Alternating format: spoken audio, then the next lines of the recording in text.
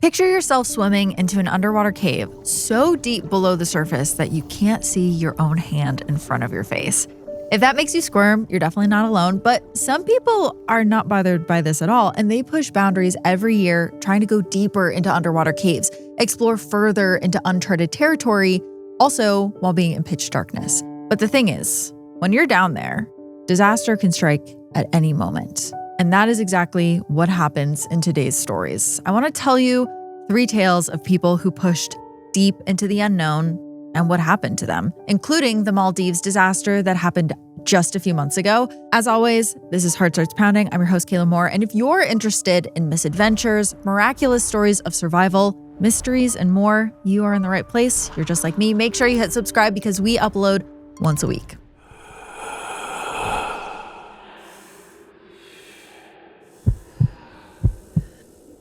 It's when your heart starts pounding.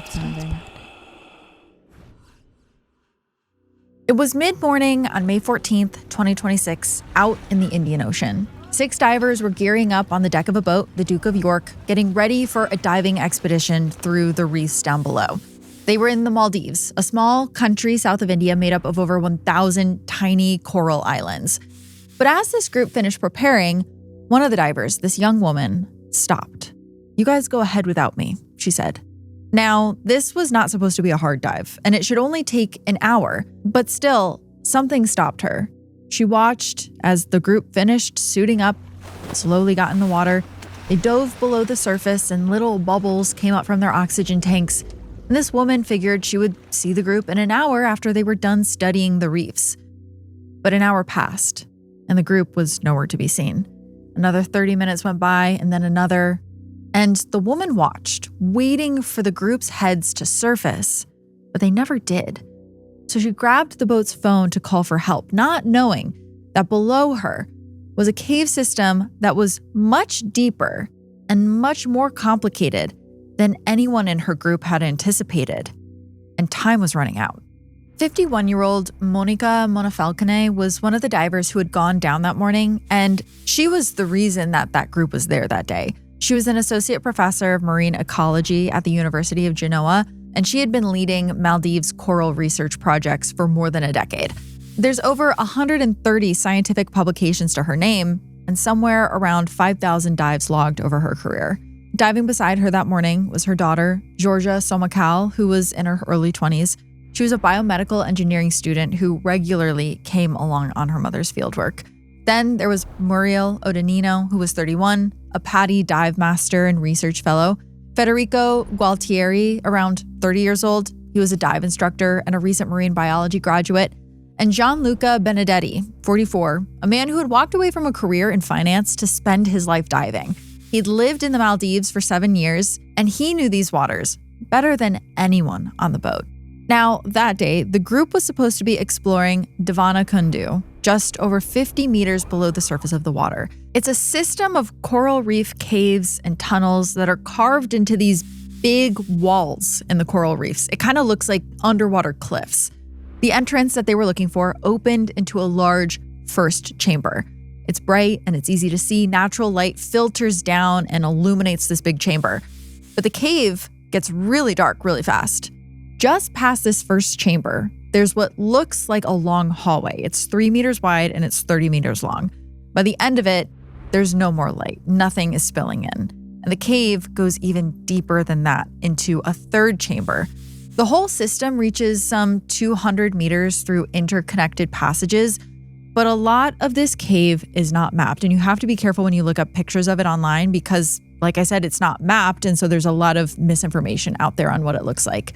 We don't know how deep this cave is what I'm trying to say. This is one of those sites that draws really experienced divers. And this group did have the experience for it. They had thousands of dives between them, a leader who had spent more than a decade in these exact waters. So that leads me to the question, why after an hour on an easy dive had they not resurfaced? So the first divers to respond to that distress call came from another boat that was anchored nearby.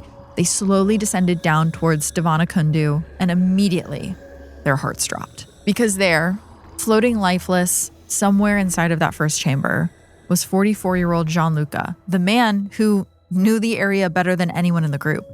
The other 4 were nowhere to be found, likely further inside of that cave system.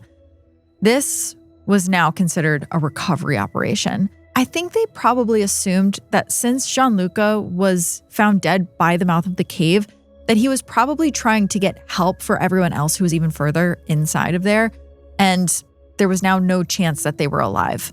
And now this recovery mission fell to the Maldives National Defense Force, basically their Coast Guard. The man who led the recovery operation was Sergeant First Class Mohammed Mahoudi.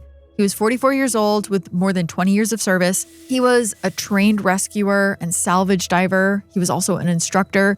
He had 2 children back home and was described by many people who knew him as being one of the best. On May 16th, that's 2 days after the group vanished, Mahoudi led an 8-man team into that cave. And they had to be really careful during this recovery. They were over 50 meters down.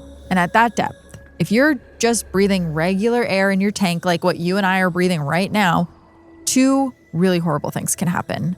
1, you can get nitrogen narcosis, and this is something you won't feel until it's too late. You could just be swimming around when all of a sudden you'd start feeling disoriented, kind of like you were drunk. And by that point, you would probably get all turned around and not be able to find your way out. And you can also get something called oxygen toxicity. This is also something you might not feel until it was too late and death was almost certain. Again, you'd be diving and all of a sudden you would have a seizure and just sink to the bottom of the ocean. To combat this, divers will use something called trimix. It's a special blend of oxygen, helium, and nitrogen that technical divers use to manage the effects of the depth and to prevent those 2 things I just told you about. But there was a problem with this because Mahoudi and his team were not using trimix. By the time that his team surfaced, they didn't even know that Mahoudi had lost consciousness far below. They dove back down and found him just floating there unconscious. He was rushed roughly 90 kilometers to the hyperbaric unit at ADK Hospital in the Maldives, capital of Male, and he died there of decompression sickness. So now 6 people were dead during what was supposed to be a recreational dive. After this, the MNDF suspended the operation entirely. The bodies of the 4 divers were still inside the caves, but now they were going to call the big guns, basically the best divers that exist in our world. And that call went out to the Divers Alert Network, also known as DAN Europe, which provides emergency support and expertise to the global diving community. And on May 17th, 3 divers arrived in Male. Their names were Sami Pakarinen, Patrick Grunquist, and Jenny Westerlund. All 3 of them were closed-circuit rebreather divers, which allows you to dive for extended periods of time. And the equipment that they brought with them was a different category of diving entirely. There's basically 2 systems that are used for breathing and scuba diving. The one that maybe immediately comes to mind to you is the normal open system, where you inhale compressed gas from a tank through a regulator and then exhale straight into the water in a big stream of bubbles. Rebreathers are different. They're a closed system. You inhale the compressed gas and you exhale into the same system. And then that runs through a chemical scrubber that removes the carbon dioxide and then adds a little bit of oxygen back in. So it doesn't waste nearly as much gas, and it lets you stay at depth for far longer than an open tank allows. With them, they also brought underwater scooters so that they could cover ground even faster. They also arranged for an ambulance boat and a hyperbaric doctor just to stand by on the surface in case anything should happen. And this is what a dive into Davanakundu was supposed to look like. On May 18th, they went in. First, through that bright first chamber with the sandy floor, the last place that natural light reaches. Then they went into the tunnel that runs even deeper into the reef. They went past a sandbank that led into the second chamber, which was round and completely dark. And then deeper still, they went towards the third chamber, which was the lowest chamber. It's about 60 meters down. And that is where they found the group, all 4 of them, close together in the deepest part of the cave. The team sent word to the surface by tearing out a page from a logbook and letting it float up through the water until it broke the surface where the crew was waiting for them. And they had written on it just 4 words that said, "We found all 4." As they worked, the Finnish divers began to understand what probably happened down there. The 4 hadn't been found in the main chamber. They'd been found in a side tunnel, one that didn't appear on any map of the cave. It branched off near the sandbank. running only a few dozen meters before dead-ending into solid rock. The team had to follow marks in the sand to reach them, to even find them. And so the leading theory for how 5 experienced divers ended up dying in a dead-end tunnel most likely came down to that sandbank. So going in the sandbank is actually pretty easy. You cross over it and you drop into that second chamber. But on your way out, visibility is a lot worse because you've been down there kicking your flippers near the sandbank, and that has probably kicked up all of the silt. And that sandbank might just look like a wall instead of what's going to lead you on the way out. I ended up watching a lot of videos on YouTube of divers in similar circumstances to this, and they literally cannot see their hands in front of their face. It's just so dark and there's silt everywhere. It's really murky down there. And so when you're in that situation, it's really easy to panic. I mean, I just panicked even watching it on YouTube. So if that's what these divers are facing, the theory is that they actually spotted the opening to the unmapped part of the cave, that tunnel, and they thought it was the way out. And so they ended up trapped in there. And now that none of them survived, we're learning even more about how dangerous of a dive this truly was. Sure, the group was made up of experienced, accomplished divers, but they were not cave divers. None of them had cave diving training. That's a separate discipline with its own certifications and its own equipment. It has its own rules for exactly this type of enclosed environment. This group also didn't have the deep exploration permit that is legally the only way into Devanakandu. It's actually a permit that only a small number of Maldivian technical divers hold. And on top of it, probably worst of all, this group had gone in on what was known as tourist tanks, standard recreational compressed air cylinders that at 60 meters are likely to last no more than 20 minutes. That means when they got into that third chamber, they only had 20 minutes of air. For this kind of dive, they would have needed a different type of tank entirely, something like those rebreathers or the Trimix, etc. And I could go on as to the mistakes that the group made. 2 of them were wearing nothing but thin neoprene over swimwear. Also, the Maldives caps recreational diving at 30 meters. I mean, they entered the cave at 50 meters and they just went down from there. So there was not really much reason for them to be doing this dive. The group made a lot of careless mistakes, and that eventually cost them their lives. But at the end of this voyage, it was the Finnish divers who had to go in and bring them out one by one. A very traumatic experience for those people involved. But that was not the first time that the Finnish divers had to do a traumatic recovery like this. In fact, when I was looking into their stories, I found that those 3 divers had been involved in one of the most harrowing cave accidents in all of history. So 12 years prior to the Maldives disaster, on February 6, 2014, 5 Finnish cave divers stood on the surface of a pond in northern Norway. The plan, which to a layperson like myself sounds absolutely horrible, was to cut through a half meter of ice and dive down into the caves below. That group consisted of Patrick Grönqvist, who I talked about before. At the time, he was just 42, and he was a firefighter by trade, but his passion was diving.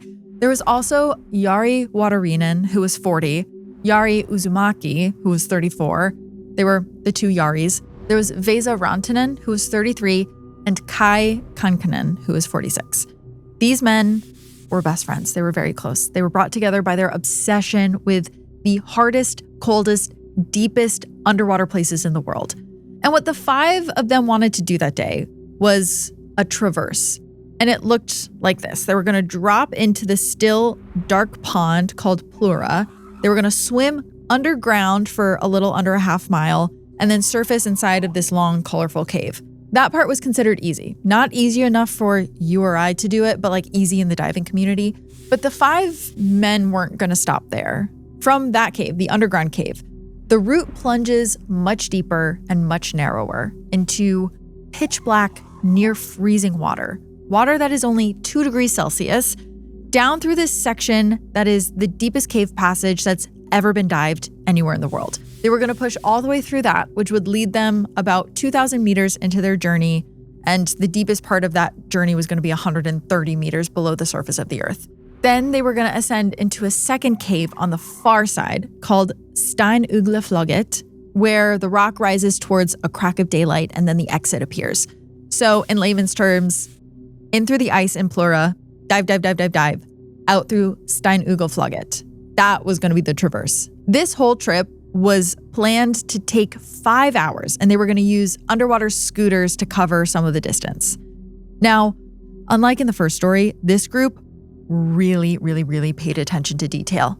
Grönqvist and Kankkonen had done this exact traverse the year before. They knew this route really well. They had the training gear that the divers in the first story did not. And so they cut a hole in the ice and the group went in.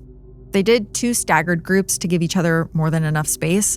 Grönqvist and Huotronen went in first, and then Rantanen, Uzumaki, and Kankkonen were to follow about 2 hours later. But about an hour into Grönqvist and Huotronen's journey, something went wrong. So the 2 were deep into the traverse, past the deepest section, roughly 110 meters below the surface, over 360 feet at that point. It was far deeper than most divers ever go in their diving careers. Grönqvist knew that the tunnel narrows to what divers call a restriction. It's a passage that's tight enough where he would have to adjust his body and his gears just to fit through. And what that meant was, basically under no circumstances could he turn around there. No matter what happened, he was going to have to keep moving forward.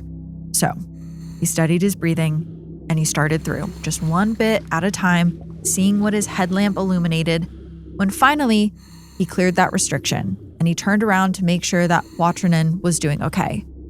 What he saw was his partner's light bouncing back and forth, and not like he was searching the cave, but like he was trying to signal to his friend that he was in distress.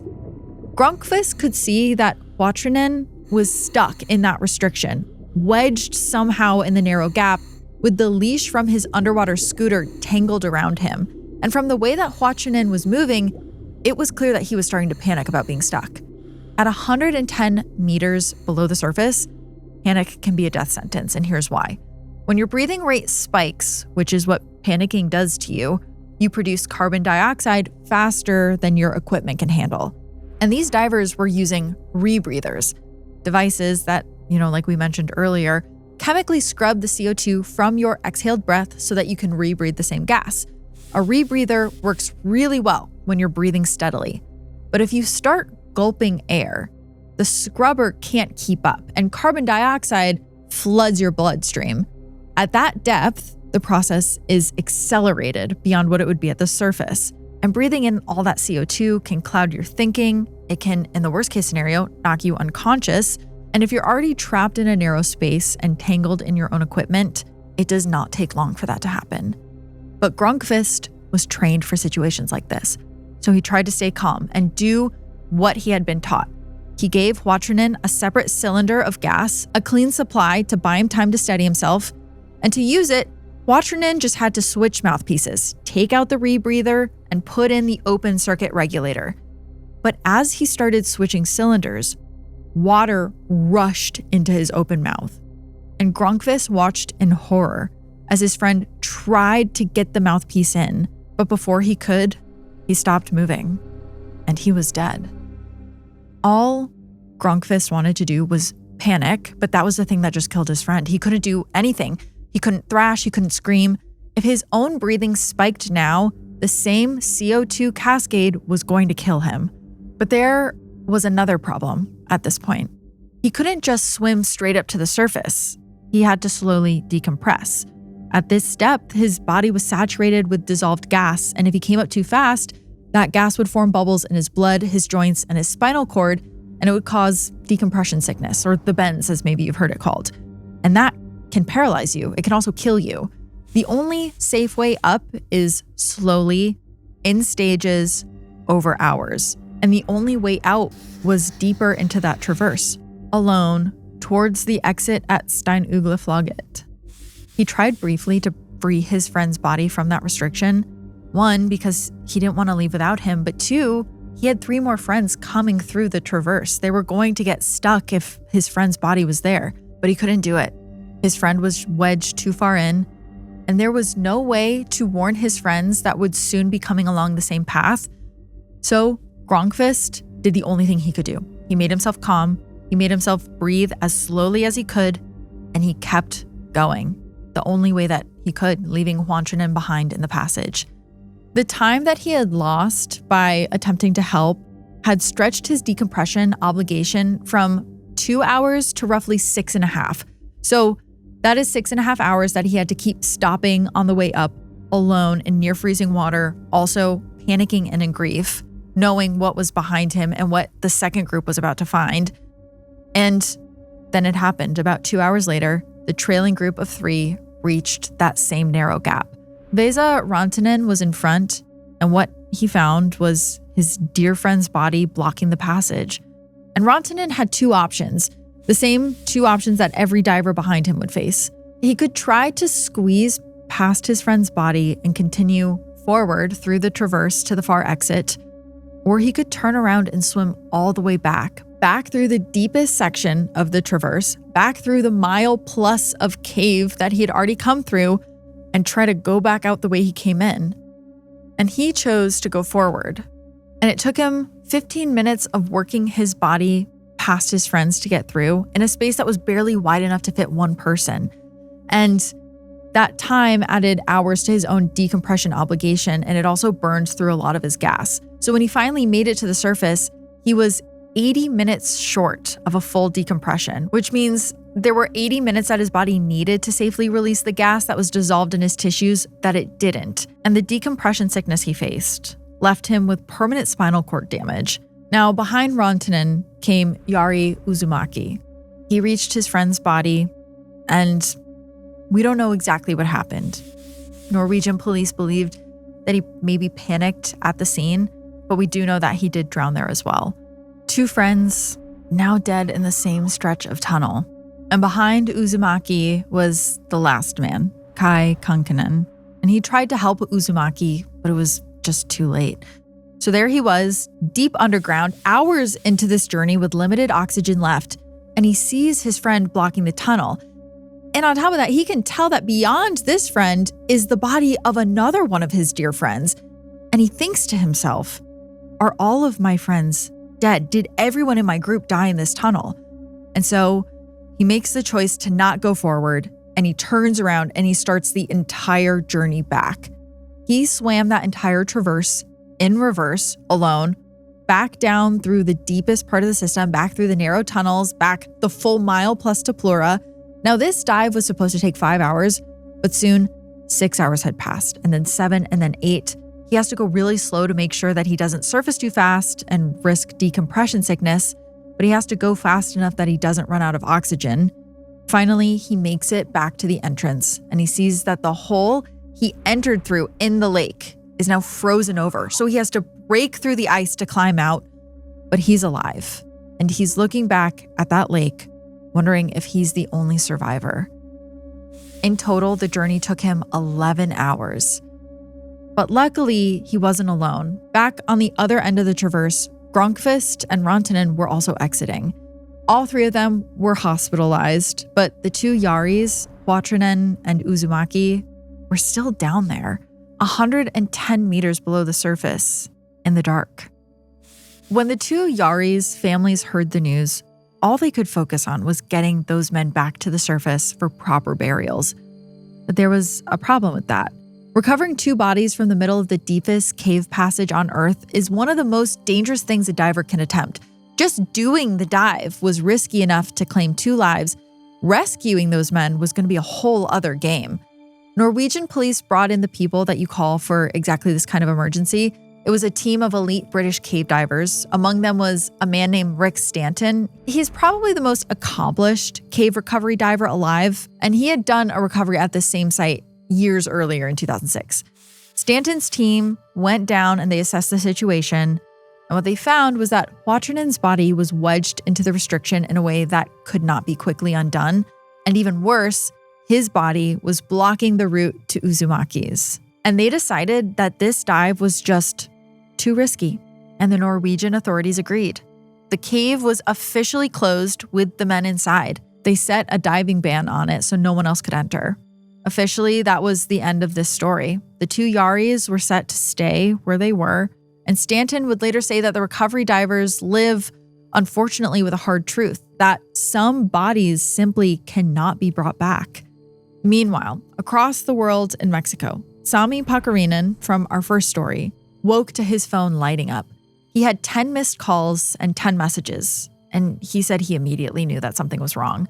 Pakarinen had actually done this traverse before. He was one of the first to traverse it in 2013, and he had trained with both of the Yaris. They were his friends. They were also his students. So what he did was he got the 3 survivors on the phone from their hospital beds, and they walked him through everything that happened and what was happening now with the government and how the cave was closed. And then he spent the day walking in circles around the courtyard of his hotel, coming up with a plan. Because Grönkvist told him that he had made a promise to Huatrinen's widow, a promise that he would recover her husband's body.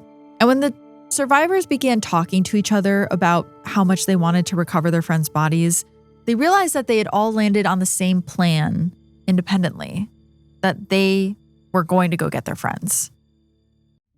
Around the 22nd of March, 2014, about 6 weeks after the accident, 27 people converged on the Plurdalen Valley, 17 Finns, 10 Norwegians. They came by truck, by car, by sled, and by snowmobile, and they were hauling more than a ton of equipment and 50 cylinders of breathing gas across the snow. The plan they had come up with was built to leave nothing to chance, because chance was ultimately what had killed their friends. And here's what they were going to do. They were going to have support divers staged near the mouths of the traverse, and then there was going to be a deep dive team, which were going to be the ones ultimately going down to recover the bodies. And that was going to be Grönkvist, Pakarinen, and Kankinen. Now, there's this Finnish concept that I came across, sisu. It doesn't translate cleanly into English. The closest you can get is to something like this quiet, stubborn endurance, the will to keep going when going doesn't really make any rational sense. And that, I think, is the perfect way to describe this plan. The setup alone took days for this recovery. They had to get more than a ton of gear up the mountain to the Steinugel entrance, piece by piece. They spent a full day staging 50 cylinders of gas along the route down there. On the Plura side, they built an underwater habitat. It was a pocket of trapped, breathable air down in the cave where a diver could surface during the long decompression stops, and they could get their head out of the freezing water, even take their mask off and eat if they needed to. And that habitat was a piece of survival equipment. If something went wrong and the team had to retreat all the way back up to Plura, it could be the thing that kept them alive. And here's one thing about the story that I actually found really beautiful and made me emotional. But the team spent the weeks before they did this recovery deliberately working through their grief. They wanted to get it out and process as much of it as they could, because they wanted to know that when they finally went into the water, they were going to be technicians and not still mourning their friends, because they felt like down there, grief could get them killed.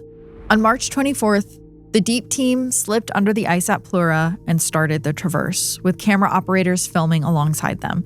That footage would later become a documentary called Diving into the Unknown. I highly recommend it if you can watch it. I think I watched it on Tubi.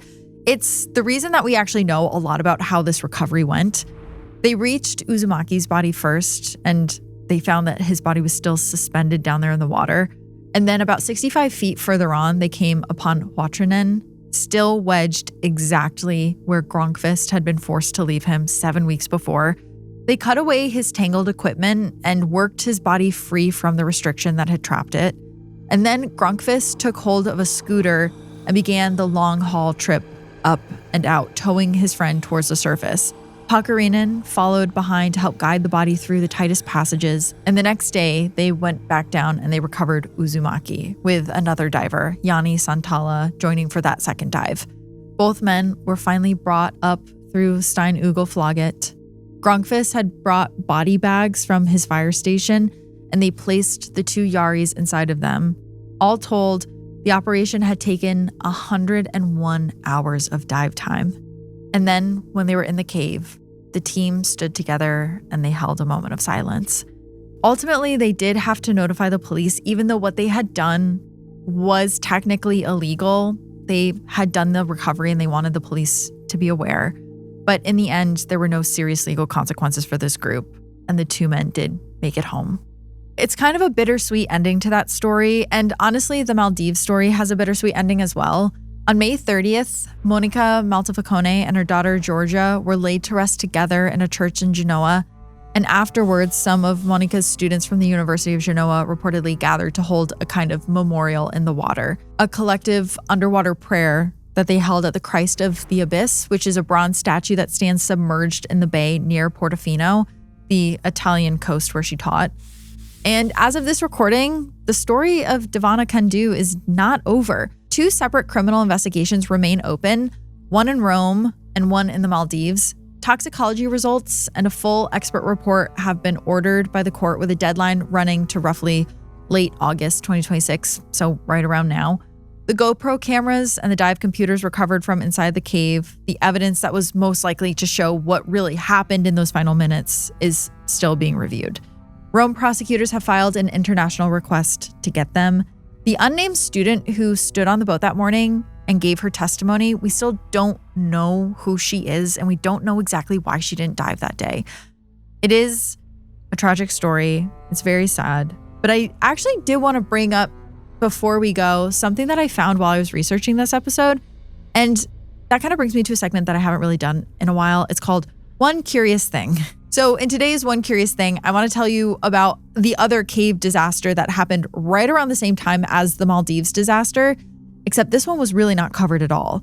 But this story features a bunch of gold miners in a cave in Laos. So in May of 2026, the same month that the Maldives disaster happened, a group of gold miners walked into an unmapped cave in central Laos. They were artisanal prospectors and part of this surge that's been happening in small-scale mining driven by record gold prices. Now, the cave that they were in was hours from the nearest city on muddy monsoon season roads. It was unreinforced and it was unmapped, which is a horrible combination for a cave. And then, when the gold miners went in, it rained. A flash flood ended up sealing the entrance of the cave. One man did manage to escape and raise the alarm that the rest were trapped more than 800 feet inside of this cave, down a 45-degree slope, and water that was so dark and gritty that rescuers described it as like diving in coffee. An international team converged, and among them were 2 names that anyone who followed the Thai cave rescue in 2018 would recognize.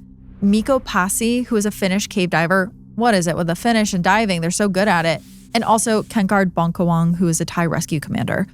Both had been part of the operation that pulled those 12 boys and their soccer coach out of the Tham Luang cave alive. On May 27th, Pasi and another diver found 5 of the miners still alive, huddled on a rock ledge more than 250 meters inside of the cave. Their headlamps were still on, but they hadn't eaten in days. The rescuers said that they grabbed their hands and started crying when they saw them. And Pasi told them, "There are people here to help you now. The important thing is that you're alive. Don't cry." But getting them out was going to be a whole other problem. The team tried pumping the water out of the cave, but the conditions inside were just deteriorating. And on May 29th, Pasi did what he called his last option, and that is a trust me dive. The term means exactly what it sounds like. You take a person who has never dived before in their entire life, and you bring them through flooded passages that would challenge an expert, tethered between 2 divers with no time to teach them anything. The first miner made it out alive, and the next day the water actually dropped enough that the remaining 4 crawled out on their own. All 5 of the men that were found inside of that cave were rescued. However, the group did tell rescuers that there were 2 more miners unaccounted for somewhere deeper inside of that cave system. The search was suspended in early June after an earthquake triggered a rockfall that blocked the entrance for good, and the cave became too unstable to enter. Pasi told reporters that he believed the 2 were still inside the cave, but most likely not alive. And, this episode really showed me that even if you're an expert diver, or even if you've worked in the same mine your entire career, you never know when disaster can strike. And sometimes it happens with no warning. So I guess the best thing you can do in these situations, if you do feel so called as to go cave diving or cave exploring, is to just be as prepared as humanly possible. But obviously, disaster can still strike, and no matter how prepared you are, you might still be at risk. And that actually reminds me that as I was doing this episode, I thought it might be interesting to one day do another cave diving episode, but have some diving experts on so that we can all understand a little better the mechanics of these kinds of disasters. Let me know if that is something you'd be interested. Wherever you listen, I'm always reading your comments. And I will meet you here next week with our last installment of Dark Summer. It's going to be a really fun collab episode that I'm very excited to share with you. I will see you all here then. And until next time, stay curious. Ooh. Heart Starts Pounding is written and produced by me, Kaelyn Moore. Our associate producer is Juno Hobbs. Heart Starts Pounding is also produced by Matt Brown. Sound design and mix by Red Rum Creative. Video editing by Creative Step. Special thanks to Travis Dunlap, Grayson Jernigan, the team at WME. Have a heart pounding story or a case request? Check out heartstartspounding.com.